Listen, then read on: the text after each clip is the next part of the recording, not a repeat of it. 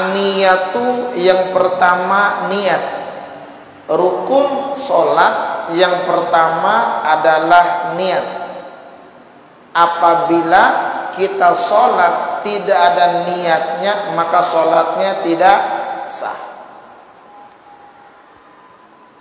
Sekarang pertanyaan kita, kapankah kita niat? Bagaimanakah niat tersebut? Nih, kapankah kita melafalkan niat? Di mana tempatnya niat dan bagaimana niatnya? Apakah kita dari rumah menuju masjid lalu Allahu Akbar itu bagian daripada niat?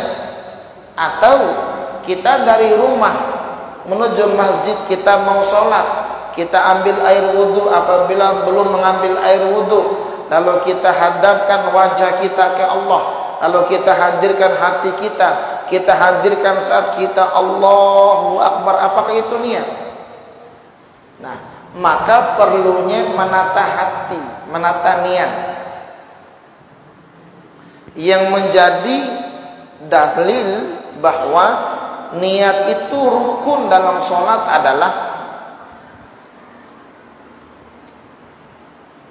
di dalam kitab ini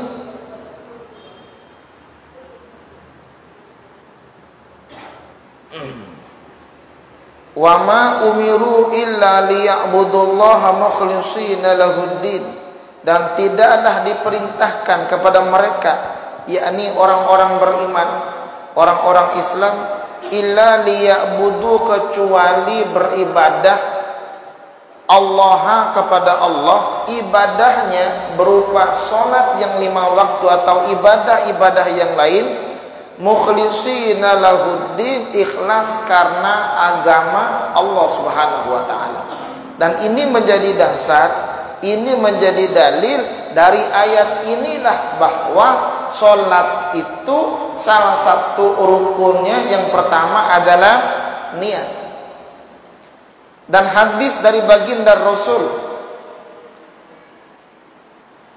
innamal a'malu binniyat wa innama likulli imri'in ma nawa, segala sesuatu perbuatan tergantung daripada niatnya. Ini jemaah sekalian menjadi dasar.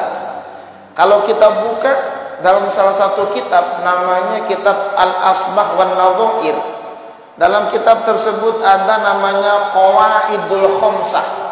Ada 5 qawaid secara garis besarnya, dan 5 qawaid ini nanti punya anak cucu, punya bagian-bagian.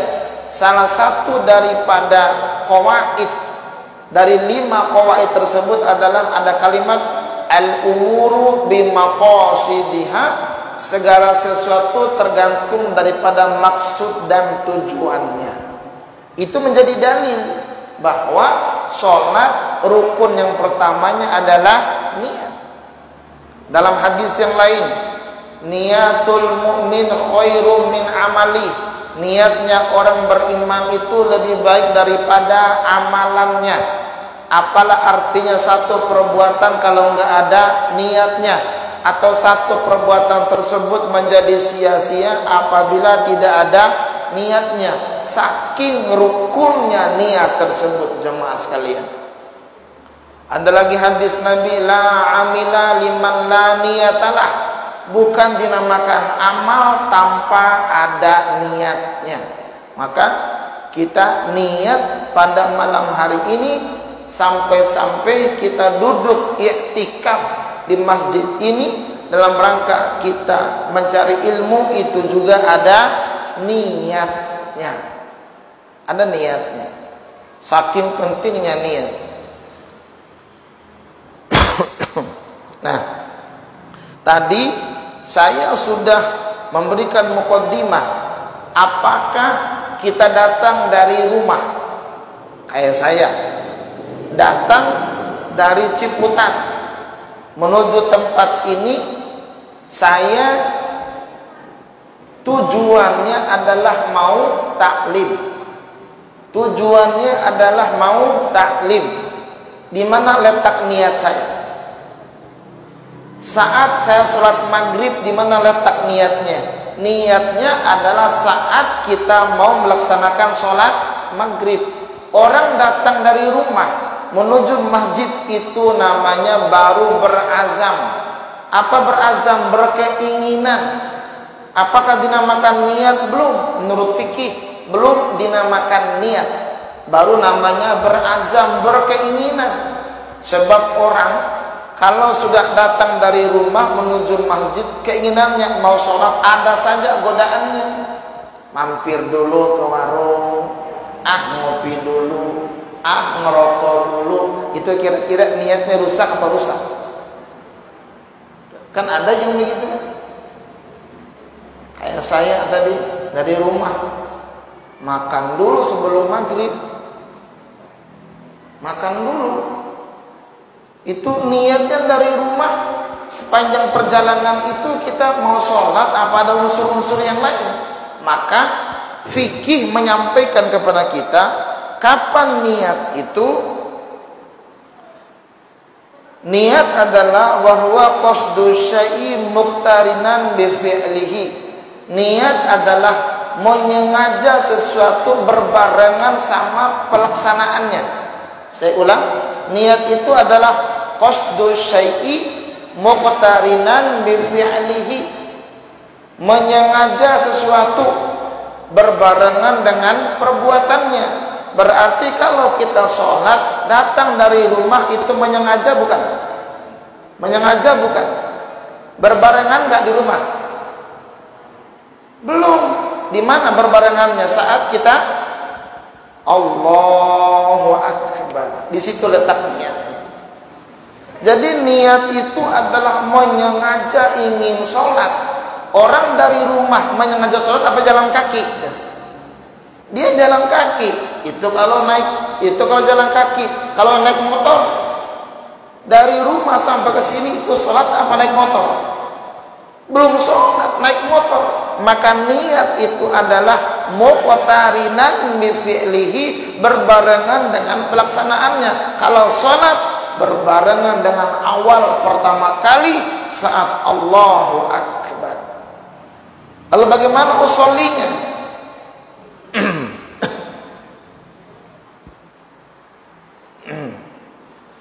Usolli itu adalah watalfadhu bisunnah. Melafalkan usolli itu hukumnya sunnah. Melafalkan usolli hukumnya sunnah. Wa mahalluha fil qalb, dan tempat niat itu adanya di dalam hati. Lengan lisan itu hukumnya sunnah, wajibnya niat ada di dalam hati. Apa artinya? Usolli itu sebelum sholat apa dalam sholat? Sebelum sholat untuk apa? Untuk menata hati. Saat usolli fardul maghrib itu sebelum takbir. Sebelum takbir, maka untuk menata hati, begitu kita usolli, kita tarik hati kita, masukkan tujuan sholat, maksud Allah. Nah di situ niat masuk tuh dalam hati. Maka lagi Allahu Akbar jangan usolli. Allah usolli fardhu maghrib, nggak boleh. Lagi Allah usolli. Maka usollinya sebelum sholat, sebelum takbiratul ihram, untuk menata hati, untuk menghadirkan hati. Begitu sudah hatinya hadir, baru Allahu Akbar. Di situ tempat niatnya. Maka kalimatnya wa mahalluha al-qalb, tempat niat adalah hati, bukan lisan. Berarti ngomong usolli boleh apa boleh? Sunnah. Orang sebelum sholat kok. Kan ada aliran sekarang ini yang bilang usolli hukumnya bid'ah. Usolli mah sebelum sholat. Yang bid'ah itu usolli lagi sujud. Lagi sujud, subhanallah usolli fardul maghrib. Itu yang bid'ah. Orang di luar sholat kita usollinya, bukan dalam sholat. Maka niat itulah yang berbarengan dengan Allahu Akbar. Usollinya di luar sholat maka boleh-boleh saja. Berarti boleh nggak sebelum sholat megang HP? Boleh. Yang repotnya usolli bid'ah, megang HP nggak bid'ah. Konyol itu fatwanya. Iya kan? Boleh nggak kentut sebelum sholat? Boleh. Usolli bid'ah, kentut nggak bid'ah. Maka goblok bilang yang gitu orang. Jangan jemaah sekalian, itu sebelum sholat.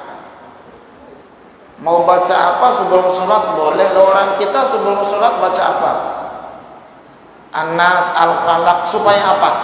Supaya minta supaya hatinya nggak diganggu oleh setan. Karena alladzi yuwaswisu fi sudurin nas, biar nggak diganggu. Yang namanya setan mah nggak ganggu.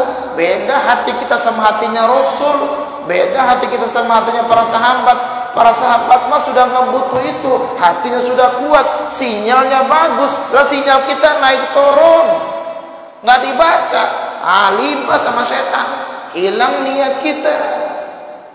Kita ini kan jauh nih dari Rasul, berapa abad, sudah mau 20 abad dari Rasul nih. Apa sekarang sinyalnya awal-awal tuh tinggi sekali, sampai kita sinyal tinggal sedikit. Kalau kita nggak banyak bacaan wiridan, setan masuk. Maka alladzi yuwaswisu fi sudurin nas. Atau ada lagi yang baca Rabbi inni a'udzubika min hamazati syayatin wa a'udzubika rabbi ayyahdurun. Itu minta perlindungan kepada Allah supaya setannya nggak mengganggu kita. Itu bacaannya di mana? Sebelum sholat ini. Tadi amalia sebelum sholat jangan dihukumi tentang sholat, lalu akhirnya nanti bisa menyalahkan amaliyah yang lain. Kan sekarang ada tuh orang yang mau sholat WA dulu umpam istri, jangan telepon ya, saya lagi sholat, simpan HP, Allahu Akbar. Boleh. Yang bid'ah itu lagi sholat nge-WA orang.